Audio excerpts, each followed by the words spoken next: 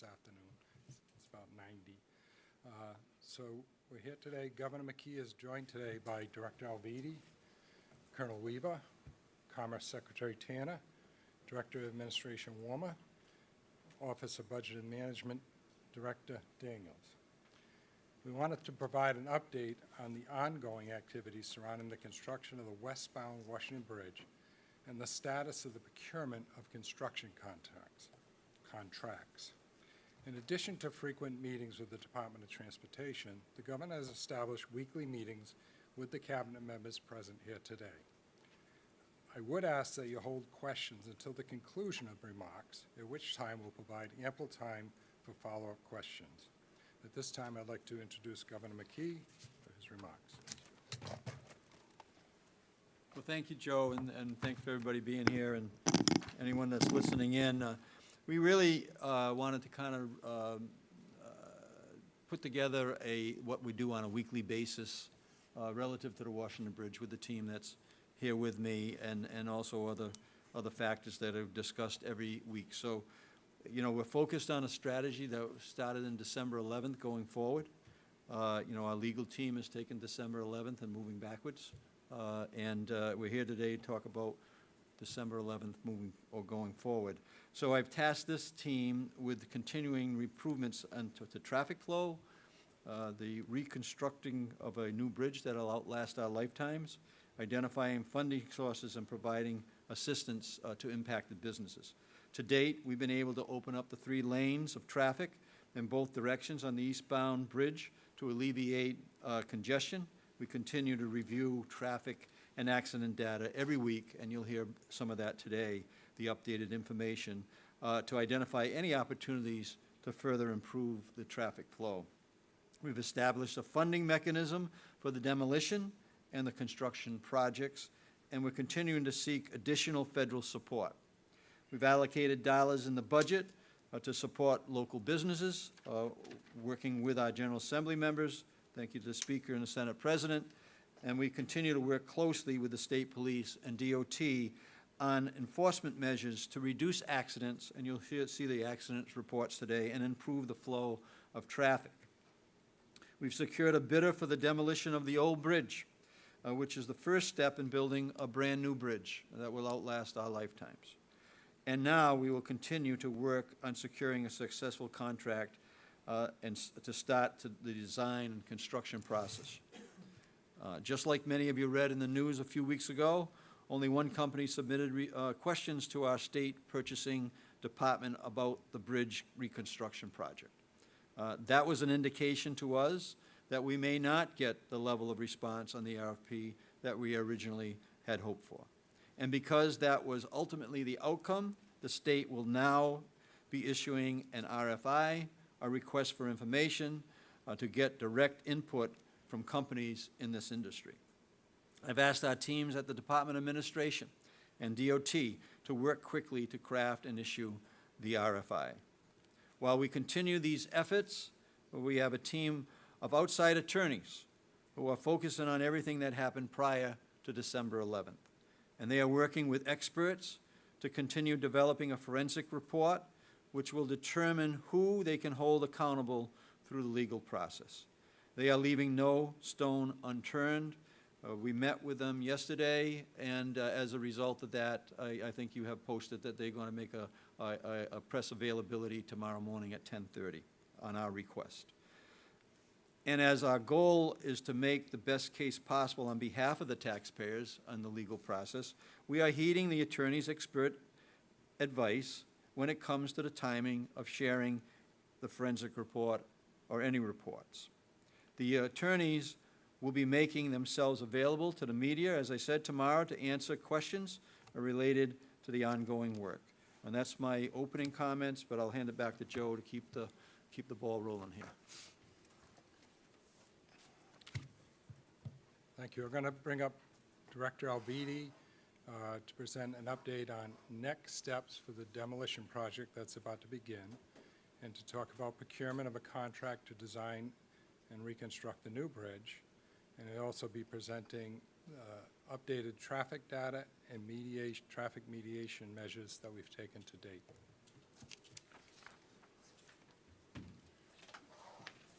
Thanks, Joe. Hi, everyone. I want to start out by saying that at DOT, our first and foremost concerns begin and end with the public's anxieties, their inconveniences, and the knowledge that they've expressed urgency for us to find solutions quickly and rebuild the bridge. That concept leads the way for us. That's why we've made improving the driving experience and lessening the congestion and preparing for the reconstruction of this bridge an absolute priority at DOT. Our folks have worked diligently at providing a functional traffic pattern right now that we have in place that people are using today daily. Traffic times have been brought down to close to what they were previously. The accident rates are about the same as what they were previous to the closure of the Washington Bridge. But at the same time, that's not the same as giving Rhode Islanders a new bridge that they need. It's been hard for those that use the bridge daily. We understand that. And that's why we took a very aggressive approach on the creation of the terms in our request for proposal. And as you know, there were no bidders. Several factors, we believe, played into that response. First, the RFP had a very aggressive response schedule, not only for the RFP itself and responding to the RFP, but also the schedule to complete the project was very aggressive.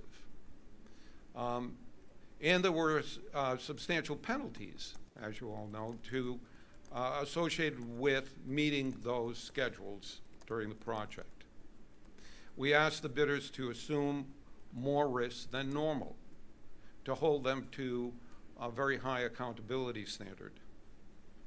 And there are competing interests in the New England regional construction market. There's a lot of work that's out there. And other agencies are competing for the same group to do that work.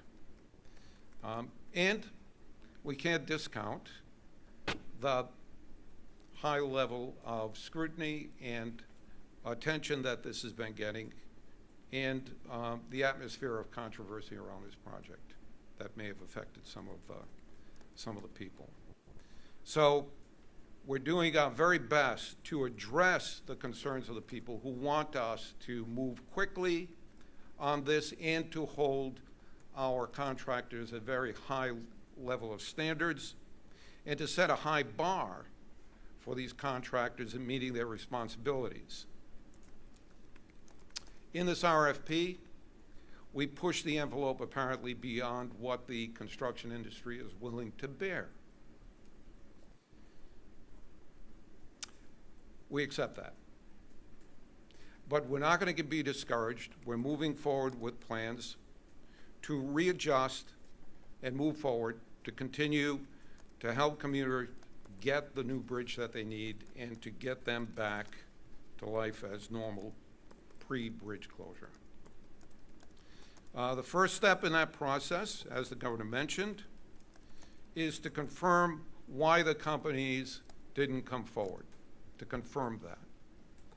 And we'll be implementing a request for information on RFI process that will allow us to collect the information that we need in order to precisely understand what the resistance to the construction industry was in the original RFP, and to help us create a new RFP that will conform more to what the industry finds acceptable. Through this process, we're going to identify the pressure points, provide a path forward, and provide the information and have it provide the information that we need for a new procurement process. At the same time, we're going to continue to work on finding solutions to make commuters have a faster and better commute across the bridge. I want to assure folks that the schedule for demolition is moving ahead on time. We expect that to be awarded formally on July 17th, and the demolition project will begin that very same day. And our mission is to award the reconstruction contract so that work on the reconstruction can begin before or shortly after the completion of the demolition contract. So that continues to be a priority at DOT. Governor's asked me to review with you some of the data that our department exchanges with him on a weekly basis in terms of the traffic situation that we continue to work on. Here you see a chart that plots the dotted line that you see, or the dashed line that you see, is the traffic times, the travel times, from 3 different areas. One in the morning, eastbound on 95, from 95 north onto 195 to the state border. The other from 95 south onto 195 east to the Massachusetts border, and the other in the westerly direction, the opposite direction. You'll notice that, if you can go back up a little, the travel times are approximating right now. Prior to closure of schools, in the easterly direction in the AM peak, we had about a 5-minute differential during the week. On weekends, a little less, or about equal to what it was pre-bridge closure. Now that schools have let out, you can see that the actuals that we're experiencing now are about the same as the pre-bridge closure. Coming from 95 south, different matter. Prior to school closures, the differential was between 5 and 10 minutes in the AM peak. And since then, it's reduced down to 5 minutes, but it is still a bit longer in the easterly direction coming from 95 south than it was prior to. We're working on that. That's the one that we're working on to bring those those actual times experienced now back down. And our engineers are working with several consultants to model and look at various alternatives that we can potentially use. In the westerly direction, the opposite is true. We actually reduced, prior to school letting out, we reduced the times of travel by about 5 to 7 minutes during the AM peak in the westerly direction on an average basis. And now that we are in the summer months, we see them closely approximating or slightly less than what the travel times were in the westerly direction prior to the closure of the bridge. The next set of charts is the PM peak, and you can see the PM peak is a little bit more exaggerated. That is, the travel times are a bit longer in the PM peak than they were prior to the closure of the bridge. Anywhere between coming from 95 north, anywhere from 5 to 10 minutes, and in the PM peak coming from 95 south, they're anywhere from 5 to 15 minutes. Again, even in the PM peak, the travel times in the westerly direction are actually less on the average than they were before. So if you go in both directions, they about balance out. Next slide. These are just maps of the travel routes. These are the traffic volumes. The monthly average traffic volumes shown in the dashed line of about 80,000 vehicles in each direction. In the westerly bound, it's a little more than 80, about 82,000 vehicles per day prior to the bridge closure. And you can see over time that those lines are converging, particularly now that we're in the summer months. They're getting even closer to what they were prior to the bridge closure. So the travel times are coming down since the closure of the bridge. The amount of traffic is going up to back. People are assuming the same traffic patterns that they were taking prior to the bridge closure. Next. Accident rates, we're doing pretty well on. The accident rates, depending upon the week, there was an anomaly on one week, but pretty much the actual number of accidents happening now is equal to or less than what it was prior to bridge closure in the easterly direction, and in the westerly direction, it's consistently less than what it was prior to the bridge closure. Next. The severity of crashes are largely non-injury crashes. They're property damage only, and the types of accidents are generally almost exclusively sideswipe or rear end.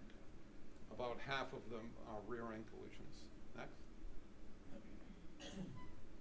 This is a chart of accidents from the closure of the bridge. You can see that there was much higher than what was previously experienced.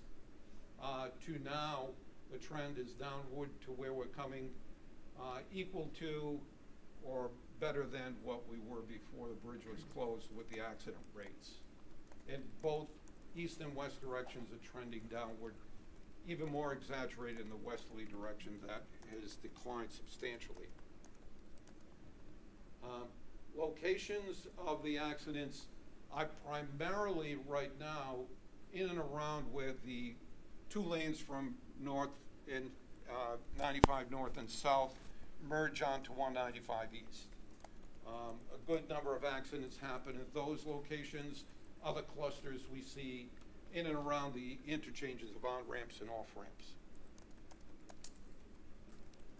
That's about it for the traffic, and that's pretty much the briefing that we give to the governor and now to you on a weekly basis.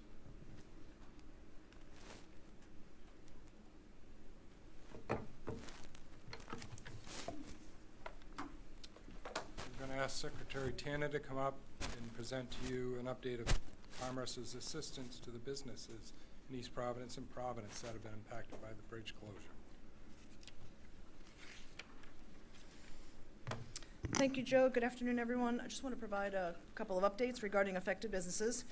First, I wanted to touch on what we're hearing from the businesses. Just a few weeks ago, I personally went out and spoke to a bunch of businesses in East Providence to hear what they had to say. I'll say that while they all say that they really appreciate the support that the local businesses and the local customers have given to them, but they're really looking for more assistance from their locals. That's what they're really asking us for. They want more of the return of the local customers. For example, we were out at Vargas Auto Services in Gilmore's Flower Shop, and while they've increased some activity, they want the support of everyone, not just their locals, but they're looking for folks outside. I was also over at El Mariachi, the restaurant, and they've pivoted some of their business model to increase their takeout sales, which has done very well for them. And so they and many other local businesses have been smart about pivoting some of their models to find creative ways and solutions to increase their businesses. So we applaud them, and we want to support them and to continue to support them. Next, I want to point out our marketing campaign. Another way we can support businesses is by going online to buylocalri.org. And so that website's been created with the help of the Providence Warwick Convention and Visitors Bureau. We've added Providence and East Providence businesses to that website to increase business traffic for them. And since launching that media campaign in May, the website has received over 30,000 clicks, and web traffic is up 200%. So a lot of that traffic at ri.org is a result of the advertising that we've been doing with them at Commerce, and I hope that everyone will support that as well. And overall, the multimedia campaign has received more than 22 million impressions since we started, so great success in that area as well. And finally, Commerce is working very closely with the cities of East Providence and Providence to finalize the parameters of our grants and other support that might be offered. As you know, $2.6 million has been designated for those businesses impacted by the Washington Bridge reconstruction, and that's $1.2 million that goes to East Providence, $800,000 that goes to Providence, and $600,000 that comes to the state through Commerce to assist all of the other affected businesses outside of East Providence and Providence. The cities may use and are discussing using more of their funds, not just for grants, but for other additional supports, but they are working on trying to decide what to do right now. Just for those who might be interested, both for-profits and not-for-profit businesses will be eligible for grants with a few exceptions, and we can provide those to you separately. The applications for East Providence, Providence, and the entire state will be available by the end of the summer. That's what we're aiming for. Some of us have some processes to set up and people to work on setting those programs up. And so businesses who are looking for more information or who will be interested in applying, please know that at Rhode Island Commerce, we will be making sure that every single Chamber of Commerce in Rhode Island has all of that information, particularly the Providence and East Providence Chambers of Commerce, and we'll be sharing it widely ourselves. And if you would like to kind of keep up to date on where things are at, please follow us on all of our social media channels. And with that, I'll turn it back to Joe. Thank you very much.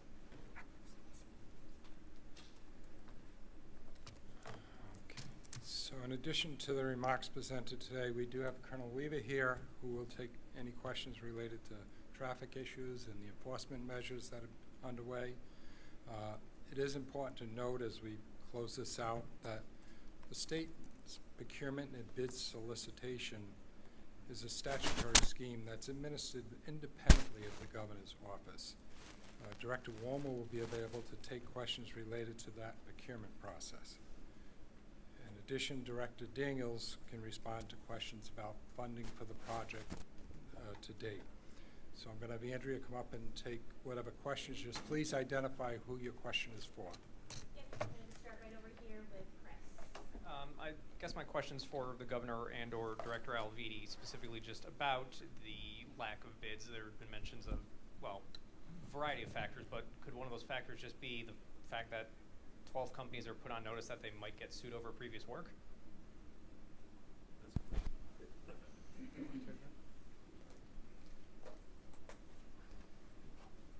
I think that the director explained the reason that we believe that you didn't get responses, and I'll leave that as director said. I think that any of the legal issues will be, you can address that with the legal team tomorrow. All right, we go to Ray. Me?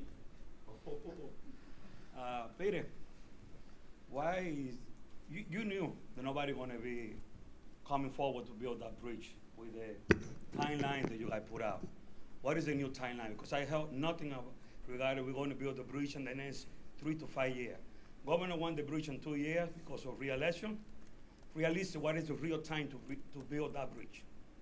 The real time will be when the contractors bid on it and propose a schedule, and that schedule is accepted. The schedules that we put together are schedules that we put together on many other jobs that we've done, over 300 bridges in the last 8 years. And all of those, we've used the industry standards. I think we did not know that, it's not that I think, we did not know that we were going to get no response. I think we were overly ambitious in not only that one factor, but also with regard to the accelerated time frame, with the assignment of risk that we tried to make the contractors perform at a higher bar than we normally do. We did all of this as a response to the kind of messaging that we've been hearing from all of you, all of the people involved. The citizens of the state of Rhode Island want us to get the best performance that we can out of these contractors. We owe it to them to try and get that, which means holding them to a high standard of accountability for their responsibilities and getting the work done as fast as possible. We set that bar too high, I said that. We accept that. And we will engage with the industry to understand where we need to reset those bars in order to get a good competitive outcome. All right, we'll go to Gabrielle next. Well, a quick follow-up to that. Do you have a timeline that you're hoping for? When is the new RFP going out? The RFI is going out, as the governor said, as soon as possible. And our folks are already working on that. They're already drafting it to go out, and we'll get that out as soon as possible.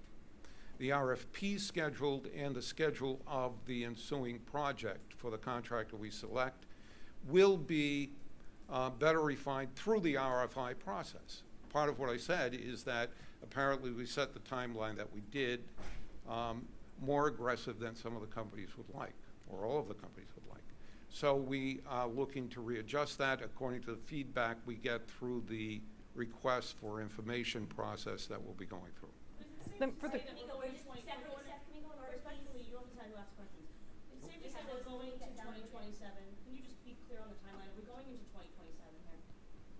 Thank you so much. As I said, I'm not going to speculate as to the time. I think the request for information will help us find the acceptable time frame that companies will need in order to execute the process and create a competitive environment. That's the target we'll be aiming at. It's still going to be a target that we press aggressively to get it done as soon as we possibly can. Let's stay on this. Let's stay on this line of questioning.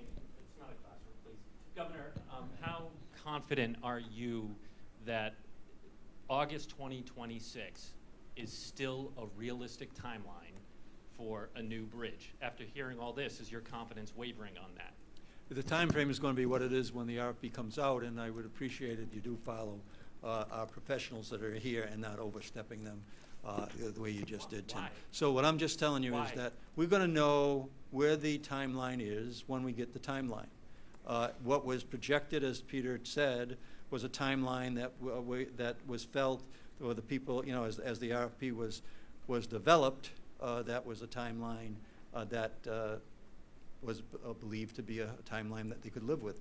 So now they're going to go out with another RFP. We'll find out when we get the bids back in terms of what the timeline is. All right, we'll go back over here to Eli.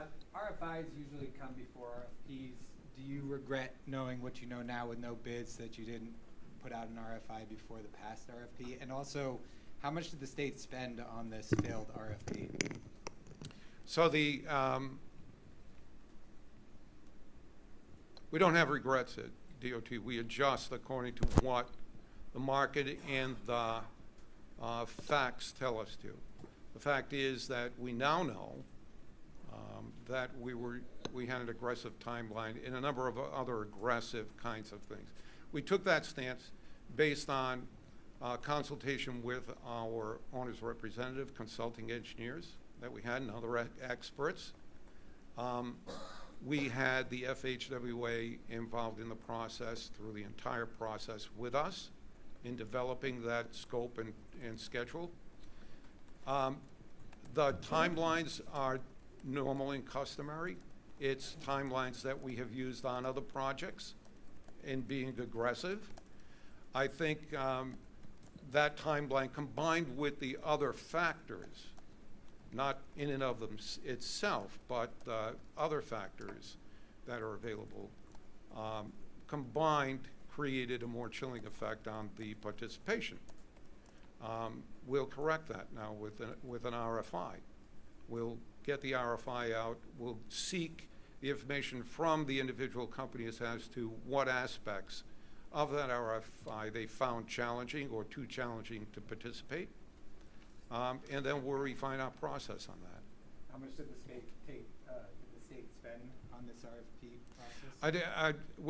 we could certainly put that number together for And you. just real quickly, are we still looking at $300 million for the project, or do you expect that number now needing to go up to entice more investment? I think I've said a number of times since we issued the RFP and the estimates, the original estimates were made, that the ultimate determinant of project cost will be the bidding process.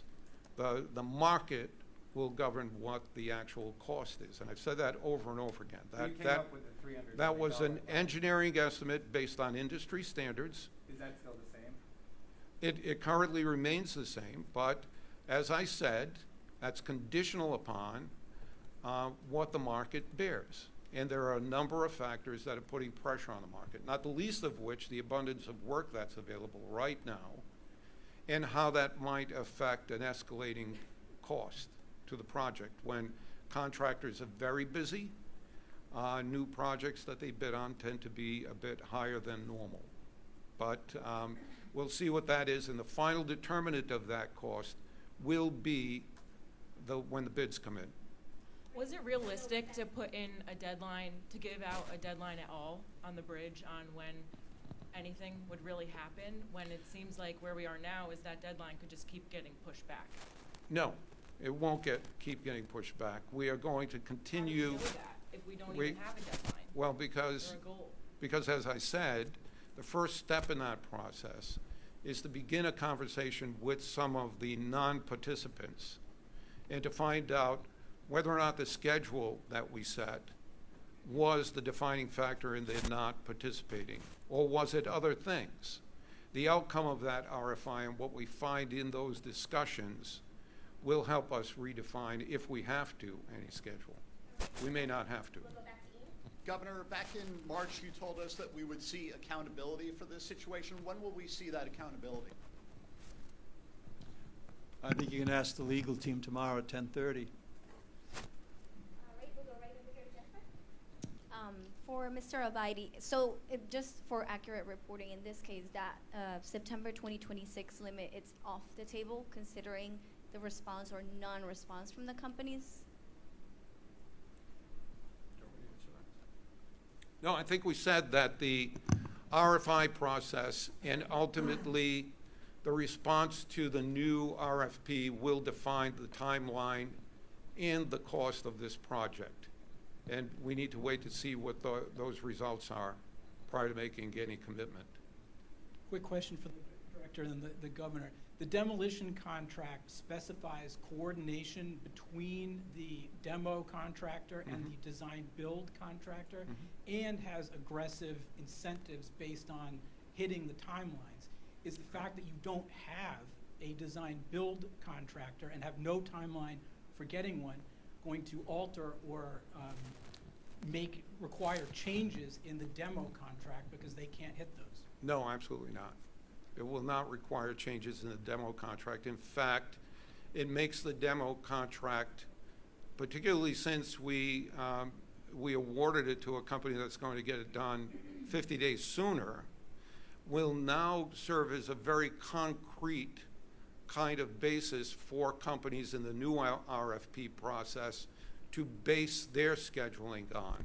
Now we have, prior to this being awarded, or actually being awarded by the 17th of this month.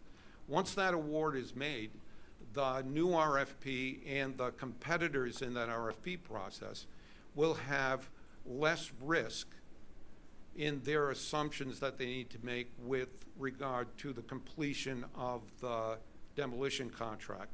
It'll be fixed in a contract, and the timelines will be fixed, and all of the risk associated with that will be eliminated. I think that's one element of risk that we'll be able to eliminate as part of the new RFP process. Can't Edmund just say, we have these incentives, you have to give them to us now, because the contract said we are going to be able to coordinate with the design-build contractor. Now they can say, you messed up that part of it already, give us the incentives no matter what. Well, we expect, and our mission is, as I said before, to get the new RFP out and the contract for design-build awarded prior to the completion of that contract. For the governor, in March, when you announced that the bridge is going to have to be torn down, I asked whether you had considered going under an emergency contract with the contractor that was already working on the bridge, and I think is still on the bridge, and their equipment. And you said, no, this will get us a better deal if we go out to bid under a new RFP. Now, that appears to be wrong. Do you regret not going with an emergency contract with the existing contractor? No, I think that the people in the state of Rhode Island expect to have an open process here and not to be contracting with somebody that potentially could have, brought us to the problems that we're encountering right now. Wait, if we did something different, we'd get the problems we're encountering now? No, what I'm saying is an open bid process is what I believe was the right option. You think it costs more money and takes longer? No, I'm not going to debate you on it. I'm telling you what I think, and is the fact that a competitive bid process on the bridge under the circumstances was the right move. And then the bid process, as Joe outlined, is outside the parameters of the governor's office, and it's in the areas of the DOT and the DOA. So that process, you can ask them about the process relative to the reasons that they selected the timelines that they did and the direction that they made. Governor McKee, with last week's no bid announcement and the subsequent lack of any construction ETA, it has become clear that the legacy of the McKee administration may well be the failure to properly inspect and repair the Washington Bridge on a timely basis. Is it time to walk away from electoral politics, abandon any attempt for a second full term, to focus the remainder of your time in office on resolving the bridge crisis? Yeah, so let's get the timeline straight. December 11th, when I made the decision to shut down the bridge, the issues you just talked about predated December 11th. So as far as, that's why we have a legal team that is working on the issues, as I said in my opening comments. The legal team is working on things prior to December 11th, the accountability issue, the day of reckoning issue, and then what we're working on is from December 11th going forward. So I don't see the connection on what you just talked about. Briefly, there's an entire generation, an entire economy in the East Bay that, despite these statistics, is largely abandoning hope. Is it time to walk away from politics and just simply run out your term and focus on getting this done? Because it appears that there's no end. This is going to get completed. Like I said, we're going to build a bridge that's going to outlast all the lifetimes. It's something that was handed to our administration, to me, on December 11th. And we're moving forward to correct that issue. The issues that have to do that predated December 11th, I brought on an independent legal team to actually pursue that so that there'll be no questions in the public's mind about the fact that there'll be no stone unturned. Either governor or the director, with the question and answer process that we've been reading through now, if there was only one vendor reaching out this entire time, why not take them up on the opportunity to meet in person or consider changing the procurement process sooner than you are now? Right. We couldn't do that during the procurement process because it would be improper for us to meet one-on-one with any particular company that was competing for it. It would provide an unfair advantage. Now that we're out of it, we're going into a procedure that is a request for information. We can open that up to not only that company, but other companies who took a look at the bid package and decided for various reasons, one or the other or collectively of all the things that I mentioned, why they wouldn't participate. Now we will be opening the doors to all of those companies to come in and ask questions and exchange ideas. Were there any last minute bids submitted? No, all of the bids were due on the due date and no bids were received. Governor, to Ian's question about the forensic analysis, the legal report coming out, you said Max Wistow has a press conference tomorrow at 10:30. 7 months in, is it more in focus to you now? Do you have a sense as to what went wrong with the bridge? Do you have any insight at all? No, again, Tim, as I said, we're taking advice from our legal team. I brought on a legal team that has experience in terms of pursuing accountability. I have to defer to them. No, I get you're deferring to them, but even if you don't tell us what it is, do you know? I'm going to defer to them in terms of having to do their job that I brought them on to do, which is to hold anyone accountable that should be held accountable prior to the time frame where I made the decision to close the bridge. Right, we'll go right here. Kathy next. I actually do, but I didn't have my hands up. No, but I Okay, have I've lots got of a questions. question, and I apologize. Sorry. When I talked to Max Wistow, he was unclear whether the forensic analysis was going to be made public. He said basically that it's not his decision, I assume, in so many words, but I assume that means it's the decision of the governor. Is that report going to be public, or is it going to be withheld as an investigatory legal strategy document? That's a question for, I've answered that. We're going to follow the attorney's advice, just like any client should follow their attorney's advice or fire that attorney, right? So we're confident that we have a good legal team to hold people accountable relative to accountability in terms of the condition of the bridge at that moment in time, on December 11th, when I made the decision to close the bridge. So that we're going to follow the legal advice. I think that you should, certainly I would imagine that some people in this room will be somewhere with the attorneys tomorrow at 10:30, and that's a question that you should be asking, and that's the reason that I asked the legal team to be available to the media so that those questions could be answered from a professional point of view that they're representing the state from. But I did ask that question of the lead lawyer, Max Wistow. He kind of bounced it back to you. So I'm asking you, will that report be made public? Are the people of Rhode Island entitled to know what happened to that bridge? Yeah, and you can ask him that tomorrow. What I've said to him is that at the appropriate time, that report will be released, but I'm not going to release it until the legal representation that is working on the recovery for the taxpayers in the state of Rhode Island makes that, closes their work, right, which is to ultimately have a financial consideration for accountability, and also if it reflects, as we said, in the no stone unturned, if it reflects into management, then we'll be reading that as well. But I think you need, the questions you're asking me are really questions, and that's why I asked the legal team to be available to the media.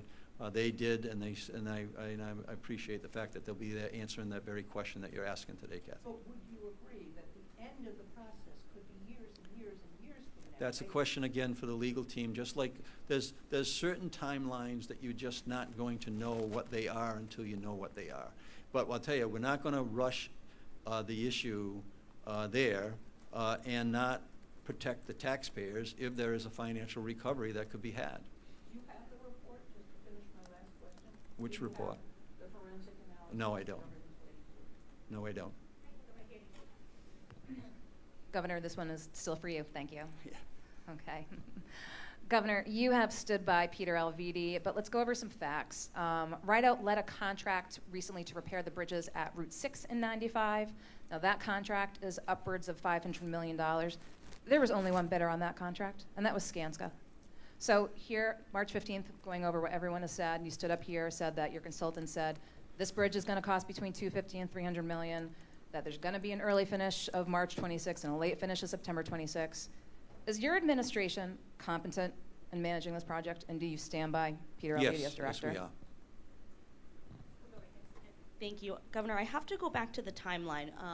Perhaps this is for the director as well. You said you won't know if the September 2026 finish still stands until you do the RFI, but your original timeline said that the design would begin in August next month. So that's obviously not going to happen. So we're just trying to give the public a sense of how much we're pushing this timeline. Is it a couple months? Is it 6 months? Again, respectfully, we can't tell until RFPs are done, RFIs are done. That's, again, that's not, and this is not to pass along any But you're not starting the design There's next only a month. certain amount, and if you're asking on the RFP process, you can talk to the director, Alviti or Director Warmer. They would answer that question, and then the response from the RFPs or the RPI will speak for themselves. building a bridge obviously takes a while. The bridge in Baltimore is going to take 4 to 5 years, so we'll be significantly, in that, in a time frame that we'll know at a certain period of time, and we can't answer the question you're asking right now. So I apologize, but I can't answer what I don't know. And then do you think are you comfortable with demolishing the bridge before you have a design, a plan, a contract to build a new one? Yes.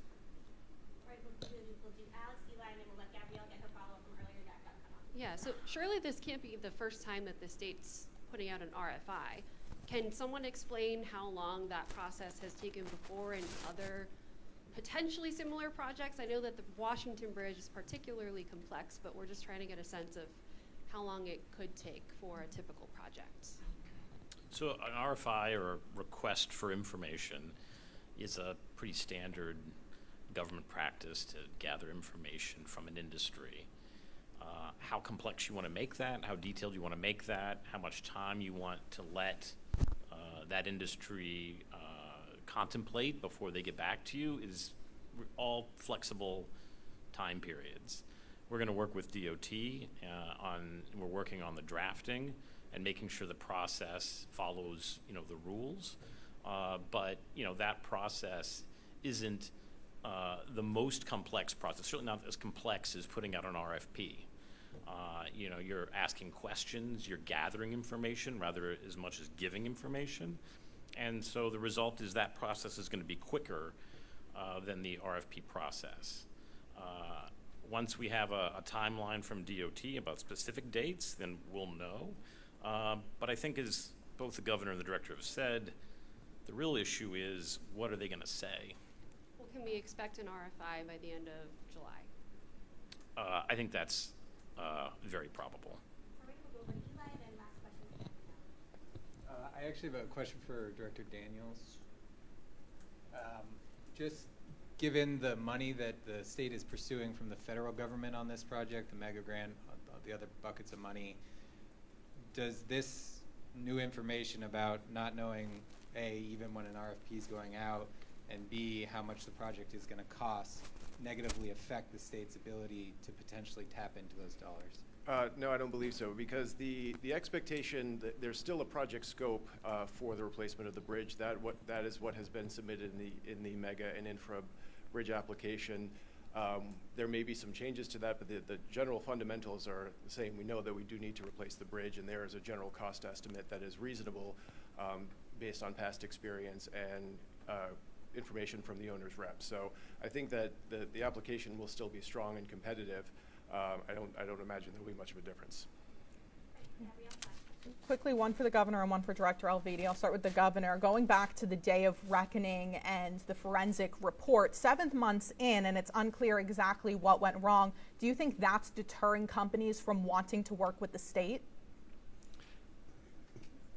I think you have to companies for that, but I don't see it as a reason why this is a normal process in construction, whether it has to do with state contracts or private contracts. There's always an exchange between contractors, plus and minus. Sometimes they push for judgment. Sometimes it's the reverse. So this is a normal practice in the industry. I don't believe that it has any impact on the response. I think that the director laid out his reasoning in terms of the lack of response. And Director Alviti, 2 months ago, the questions from the one interested company made it clear they had concerns about the scope, risks, and timeline of the project. So why didn't the state make adjustments then?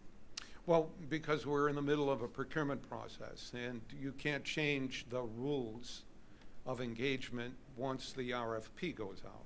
You can't just arbitrarily change. I don't think the people of the state of Rhode Island would want DOT or any other department entering into an RFP, a public, formal RFP that spells out exactly what the responses need to be and how they'll be assessed. You don't change the rules. There are laws against us changing the rules at midstream like that. We waited for that to go through the process. We'll make those adjustments in the next RFP. So, Director, what happens if there's no responses to the RFI? I'm not going to speculate. There were no responses to the RFP. It very well could happen. not going, I'm not going to speculate. I don't do speculation. Governor, final question. I used to work under that bridge in the station in '83, and always a problem with the bridge. Tell the people here, did you destroy the bridge yourself, or you find out the bridge in that condition? Because Gina Raimundo went through the same issue, Lincoln Chafee, some other governors went through the other issue, and everybody wanted to blame you for the bridge falling apart. All I can say is on December 11th, I was given reasons why we should shut the bridge down. I felt the safety was far more important than any public perception. We kept people safe. We've moved forward since December 11th.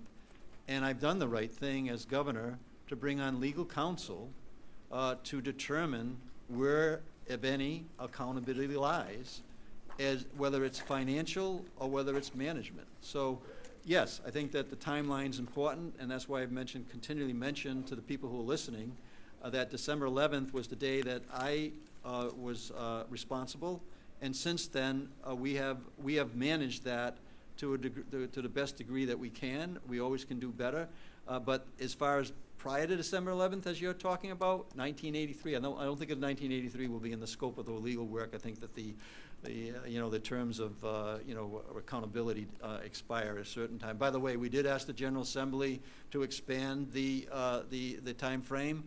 They chose not to. Certainly the legal team can talk to that tomorrow. We're doing everything in our power to address a very difficult issue that we know the people in the state of Rhode Island are suffering through. At this point in time, we are going to proceed again, and I repeat over and over again, we're going to build a bridge that's going to outlast our lifetimes. That's my responsibility as a governor, and let the chips fall where they may. Thank you.